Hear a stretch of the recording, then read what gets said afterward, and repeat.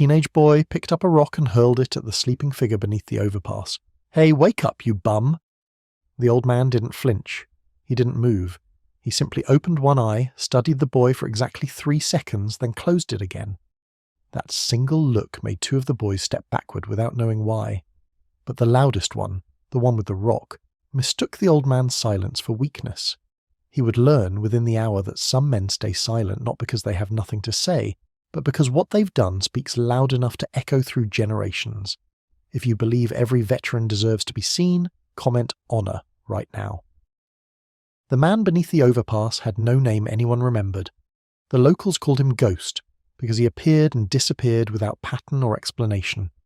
He slept near the fence line of Marine Corps Air Station Miramar, always facing east, always with his back against concrete. His clothes were worn but clean. His beard was grey and trimmed short. His boots, though old, were laced tight in a way that suggested habit rather than necessity.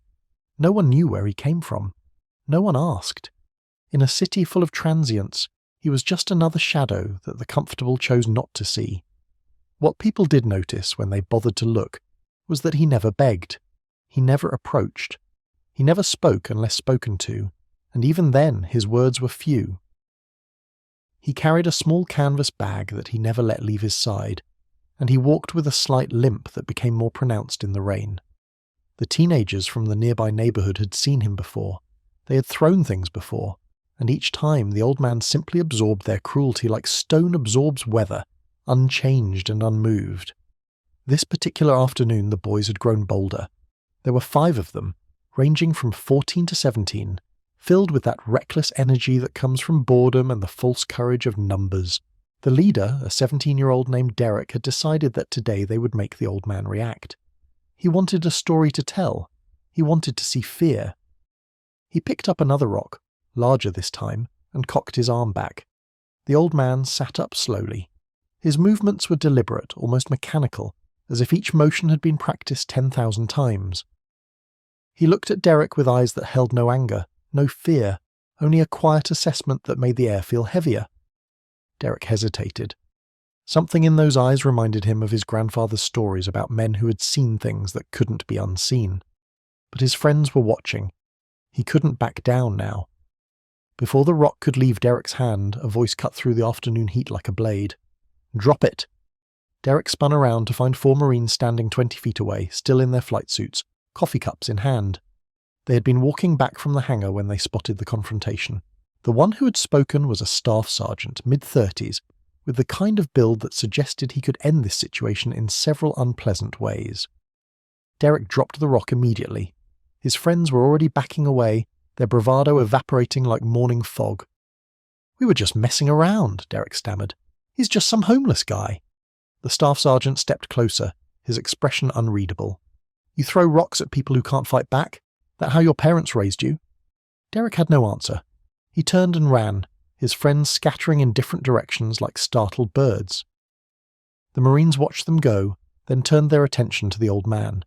He had risen to his feet now, standing at an easy parade rest that seemed as natural to him as breathing. The youngest Marine, a lance corporal barely 22, was the first to notice. "Sarge, look at his arms," the staff sergeant looked. The old man's sleeves had ridden up during the commotion, revealing faded tattoos that told a story in ink and scar tissue. An eagle, globe and anchor on his left forearm, rendered in the old style that hadn't been used since the 70s.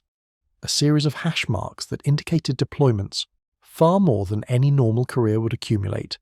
And on his right forearm, partially obscured by a long scar, a skull wearing a bush hat with the words "Death from Above" curved beneath it. The staff sergeant's posture changed immediately. He straightened almost imperceptibly, an unconscious sign of recognition. "Sir," he said, and the word carried weight. "You served." It wasn't a question. The old man looked at him for a long moment, then gave a single nod. "Long time ago." His voice was rough from disuse, but beneath the gravel was something steady and calm. Different world. The lance corporal stepped forward, curiosity overcoming protocol. "What was your MOS?" he asked it casually, almost as a joke, the way young Marines sometimes do when they encounter older veterans, testing to see if the old-timer actually knew the lingo or was just wearing the ink for show.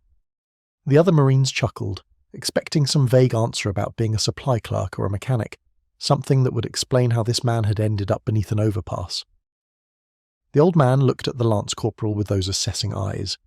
A ghost of something that might have been amusement crossed his weathered face. 0317, he said quietly.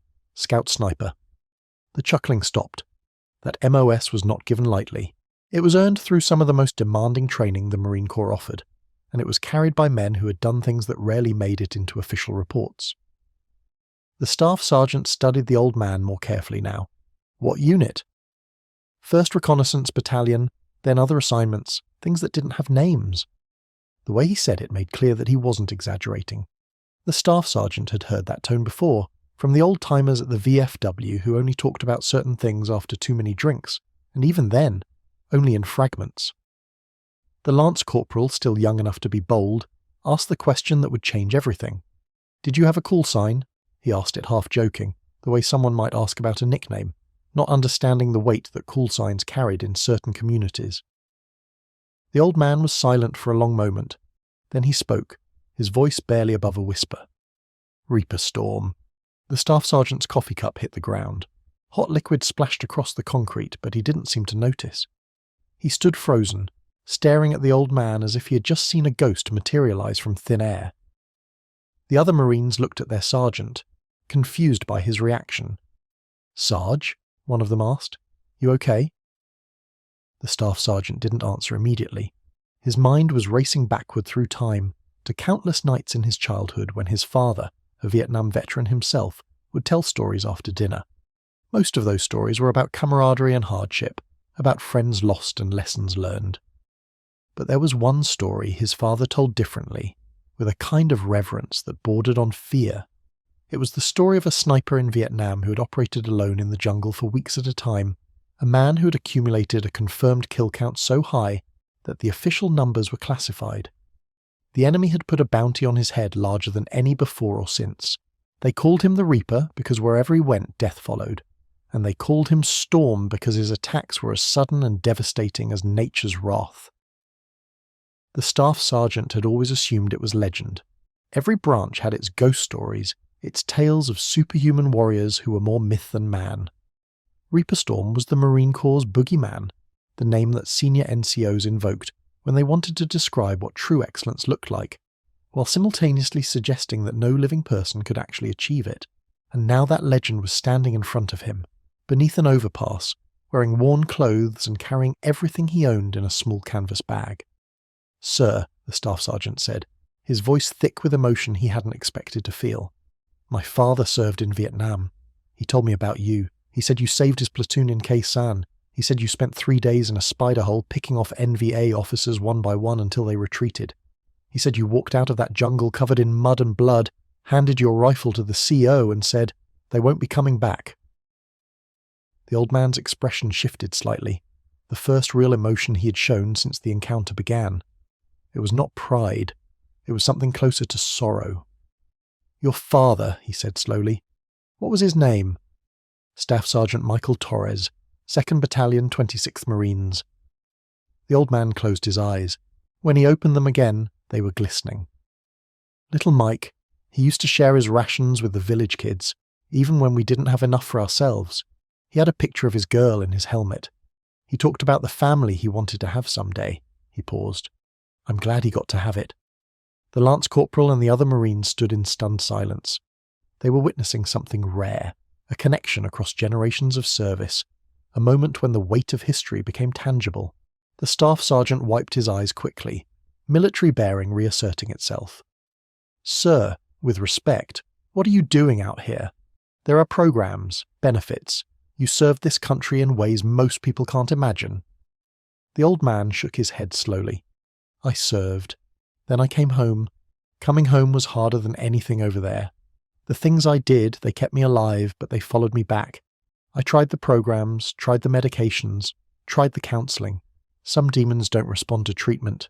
He looked toward the base, toward the jets lined up on the tarmac in the distance. "I stay here because the sounds help. The jets, the training, the routine. It reminds me of when things made sense, when there was a mission and a purpose and a clear enemy. Out here, I'm close enough to remember who I was. far enough to not cause problems for who I am now." The staff sergeant was quiet for a long moment. Then he did something that made the younger Marine's eyes widen. He came to attention and rendered a salute, crisp and perfect, the kind of salute reserved for generals and Medal of Honor recipients. "Staff Sergeant Torres," he said, his voice carrying the weight of everything his father had never been able to say. "It's an honor to meet you, Reaper Storm. My father lived because of you, which means I exist because of you. Thank you." The old man studied the younger man's face, seeing echoes of a friend from another lifetime. Then, slowly, he returned the salute with a precision that hadn't faded despite the decades. "Your father was a good man. You carry his eyes. Make sure you carry his heart too." He lowered his hand. "Now get back to your duty station before someone notices you're late." The other Marines, following their sergeant's lead, snapped to attention and saluted as well. The lance corporal, who had asked the question that started this revelation, had tears streaming down his face that he made no effort to hide. They held the salute until the old man lowered his hand, then turned and walked back toward the base in silence, each of them processing what they had just experienced. Word spread through the base within hours. By nightfall, a procession of Marines had made their way to the overpass, some carrying food, others carrying sleeping bags, all carrying respect.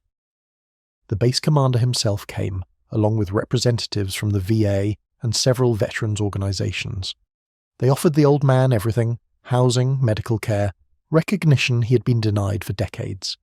He accepted a hot meal and a new pair of boots. He declined the rest. "I've lived my life," he said simply. "Let me live what's left of it on my own terms." But he did accept one thing: the staff sergeant's phone number written on a piece of paper. "For when you're ready," Torres' son had said, "whenever that is, even if it's never." 3 months later, the old man used that number for the first and only time. He called to say goodbye. The cancer he had been ignoring had finally demanded acknowledgement. Staff Sergeant Torres was with him at the end, along with a dozen other Marines who had heard the story and wanted to pay their respects. Reaper Storm passed away at 0600, exactly at sunrise, surrounded by brothers who had never met him but who understood him completely. His real name, it turned out, was Thomas Walker. He had 3 silver stars, 2 bronze stars, a purple heart with 3 oak leaf clusters, and a Navy Cross that had been classified until 2015. He had no living family. He had never married. He had given everything to his country and asked for nothing in return, and when his country had failed him, he had simply faded into the shadows where he had always done his best work. The Marines of MCAS Miramar buried him with full military honours, a ceremony that attracted veterans from across the country who had heard the story of Reaper Storm and wanted to see the legend finally receive his due. The staff sergeant delivered the eulogy. "Some men serve their country," he said, his voice steady despite the weight of his words. "Some men sacrifice for it, and some men become the very definition of what it means to be a warrior." Thomas Walker was all 3. He never asked for recognition. He never sought glory. He simply did what needed to be done, again and again, until there was nothing left to give. And when he finally stopped, he did it quietly, the same way he did everything else. The Marines have a saying: "Once a Marine, always a Marine." Today we say goodbye to one of the finest Marines who ever lived. Semper Fi, Reaper Storm, you've earned your rest.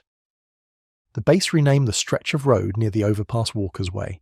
A small memorial was erected, a simple stone with his name, his dates, and a single phrase: "He kept the faith."